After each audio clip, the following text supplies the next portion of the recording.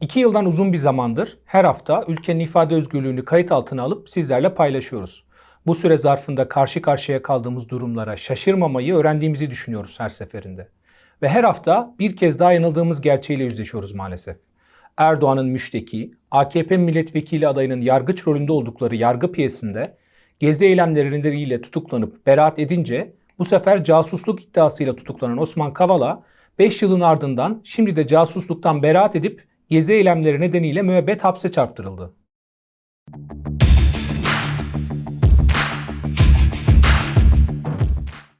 The final decree was issued in the Gezi Park case at Istanbul 13th Assize Court. Activist and businessman Osman Kavala, who has been imprisoned for 1,637 days, was sentenced to aggravated life imprisonment for attempting to overthrow the government, while defendants Mücella Yapıcı, Çiğdem Mater, Mine Özer'den, Can Atalay, Tayfun Kahraman, Hakan Altınay, and Yiğit Ali Ekmekçi were sentenced to 18 years in prison each on charges of aiding the attempt to overthrow the government and were arrested. The files of the 9 defendants of Gezi Park case who reside abroad have been separated. In the unanimous decree, one member did not agree with the decree, putting the annotation that the evidence was not collected in accordance with the law, and even so, the evidence obtained was not sufficient for the conviction of the accused. At the final hearing, it was revealed that one of the member judges was a candidate for the Justice and Development Party parliament membership from Samsun, and the defendant's claim for recusation was unanimously denied. We defend Gezi protests were held in many provinces of Turkey to protest the decrees issued in Gezi Park case. The police attacked the citizens who gathered upon the call of Taksim Solidarity in Istanbul. 51 people, including journalist Umut Taştan, were beaten and detained.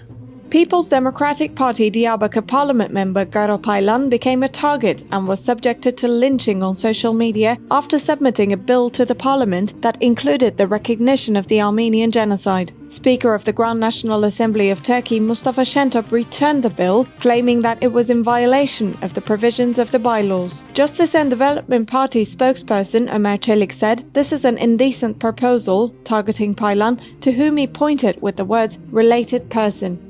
Paylan was also the target of Erdoğan and Bahçeli. Erdoğan, who insulted the parliament member, also gave instructions to the parliament. He said, "I believe that the parliament will hold him accountable for this insolence and do what's necessary." Bahçeli also described the parliament member as inferior and the bill as a disgraceful proposal. Paylan said, "I have been making the same proposal for 7 years. I have not been subjected to such lynching ever before. Turkey has closed the book for an equal and fair future." Ankara Chief Public Prosecutor's Office launched an investigation against Republican People's Party Istanbul Parliament member Sezgin Tanrıkulu in accordance with Article 301 of the Turkish Criminal Code for the post he made on a social media account on the anniversary of the April 24th Armenian genocide. Tanrıkulu said in his related post, 107 years ago, on April 24, 1915, hundreds of Armenian intellectuals were detained in Istanbul, deported to Çankırı, Ayaş, Ankara, and forcibly disappeared. True justice cannot be achieved without confronting this history, which is the turning point of malice. The Istanbul Governorate did not allow the commemoration of April 24. The April 24 commemoration platform stated, "Every year since 2010, we commemorate the Armenians who lost their lives in the bloody process that started on April 24, 1915. Our application was banned this year by the governorate, saying it was not deemed appropriate. We want to ask the Istanbul Governorate, what has changed?" An investigation was launched against journalist Özgür Boğatekin, who criticized Mardin Governor Mahmut Demirtas. The journalist was charged with insulting a public official due to a social media post about the picnic area, which was built with public facilities during the time Demirtas was the governor of Adıyaman and has not been used for the last 3 years. Boğatekin said in his post, "Why is the Beştepe Valley, which was built into the creek bed by pouring millions of dollars, closed for 3 years? Who will be held accountable for people's millions spilled into the stream?" The Ankara Chief Public Prosecutor's Office launched an investigation against People's Democratic Party Urfa Parliament member Ömer Öcalan on the charge of insulting the state through the words he used in a television show he attended, "Turkey does not have a long life." The investigation launched against Gerçek Gündem online writer and journalist Fırat Fıstık on the charge of disturbing the peace, breaching confidentiality, and slander due to the news about Boğaziçi University's trustee rector Naci İnci arresting the students who protested him, resulted in non-prosecution.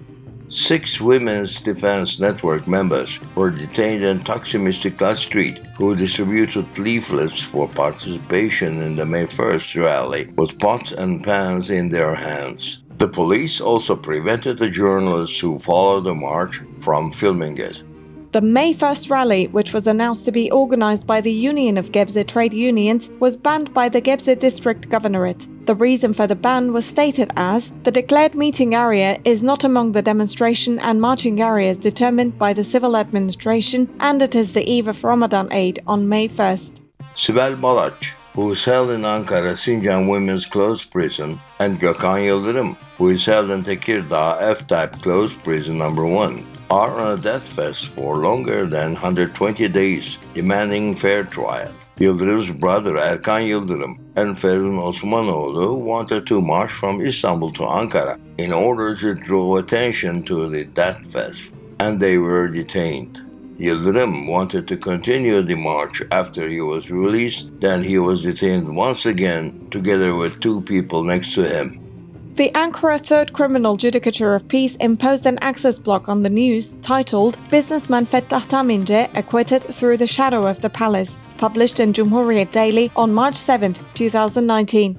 The news published on BBC, Cumhuriyet, Evrensel, Gazete Duvar, Diken, and KRT regarding the allegations against Presidential Administrative Affairs Chairman Metin Kıratlı were blocked by the Ankara Third Criminal Judicature of Peace. Cumhuriyet Daily columnist Miyase İlknur's article titled "The Isle of Man case was censored with a decree issued by the Istanbul Anatolian First Criminal Judicature of Peace." Izmir First Criminal Judicature of Peace issued an access block against the news about the news on the allegations that tender files were requested, and an investigation was started in Isbaton Incorporated. Uşak Second Criminal Judicature of Peace issued an access block against the news about the former chief physician of Uşak Training and Research Hospital. In addition, the Sakarya First Criminal Judicature of Peace issued an access block on the website of Özgür Gelecek Daily. The Constitutional Court found no violation in the application of a citizen who was prohibited from naming his child with a name with a letter W.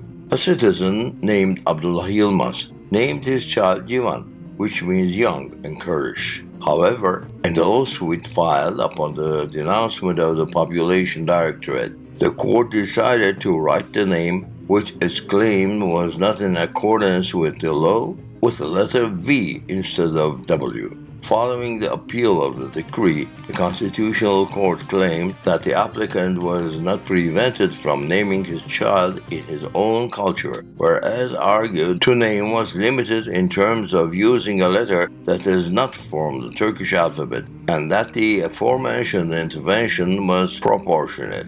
The High Court couldn't find a violation of the application filed on the grounds of the prohibition of discrimination, the principle of equality in Constitution, the right to respect for private and family life. The 2-year and 6-month prison sentence issued against Selahattin Demirtaş on the grounds that he targeted former Ankara Chief Public Prosecutor Yüksel Kocaman within the scope of a case he was on trial was overturned by the Court of Appeals. The 21st Criminal Chamber of the Ankara Regional Court of Justice decided that Demirtaş should also be sentenced for the crime of threatening by taking advantage of the frightening power created by criminal organizations. The file was sent to the Ankara 25th Assize Court once again. Journalist Muhammed Yavaş announced that he was threatened by Nationalist Movement Party Çanakkale Çan District President Halil Turhan. Yavaş said, "Due to the news I reported about the National Movement Party, Turhan called me on the phone and cursed me, threatening me, saying that he would not allow me to walk around Çan, that I was out of line, that I would not be able to breathe in Çan from now on." The Constitutional Court ruled that a judicial fine of 7,080 Turkish liras issued by the Kırşehir Third Criminal Court of First Instance against former Democratic Regions Party and People's Democratic Party parliament member Hasip Kaplan, who responded to the words of then Prime Minister Erdogan against his party, is a violation of freedom of expression. Kaplan will be paid 20,000 Turkish liras in non-pecuniary damages. A citizen was detained with a house raid in Batman due to making terrorist organization propaganda after criticizing while speaking to Innovation Party chairman Öztürk Yılmaz, who was in Batman, the negative attitude of the political parties in Turkey regarding the rights of the Kurds. İzzethan Aykut, who was imprisoned for 27 years in Afyon Type T prison, was sentenced to 15 days in solitary confinement on charges of making educational propaganda activities for criminal organizations requiring disciplinary punishment, due to the book he read 10 years ago, as well as the notes he took. Constitutional Court ruled that the freedom of expression of the educator, who was officially reprimanded for a post he made on Facebook, was violated. The Supreme Court said the fact that public officials are subject to certain limitations should not mean that they have to sacrifice a fundamental freedom such as freedom of expression in order to be a public official. Therefore, a public official can criticize by using his freedom of expression, provided that he does not overshadow his impartiality in terms of his public service and does not hinder his duty. Gelelim bu haftanın adliye mesaisine. İşte takip ettiğimiz ifade özgürlüğü davalarından gelişmeler.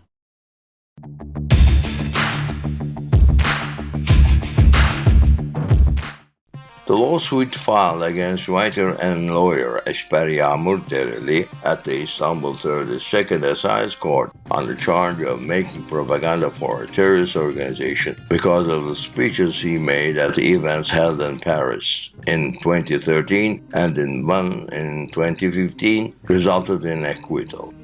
The lawsuit filed against 16 people who were detained in the police attack on the Eskişehir Pride Parade, which was held for the first time in 2021 at the Eskişehir 8th Criminal Court of First Instance on the charge of violating the law on meetings and demonstrations number 2911, resulted in acquittal.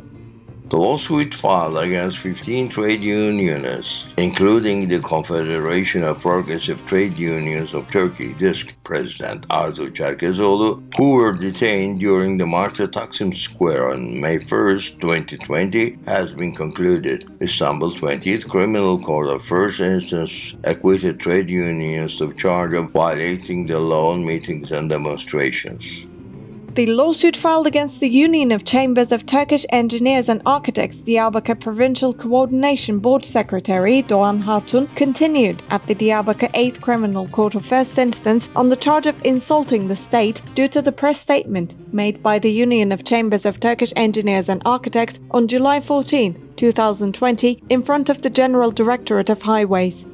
The former People's Democratic Party parliament member Halil Aksoy was sentenced to 1 year in prison after 13 years in the case he was previously acquitted on the charge of making propaganda for a terrorist organization. A lawsuit was filed against Aksoy for a speech he made while he was the Democratic Society Party Istanbul provincial chairman in 2009. The lawsuit filed at the Istanbul 11th Assize Court has resulted in acquittal, but the decree has been overturned by the Supreme Court.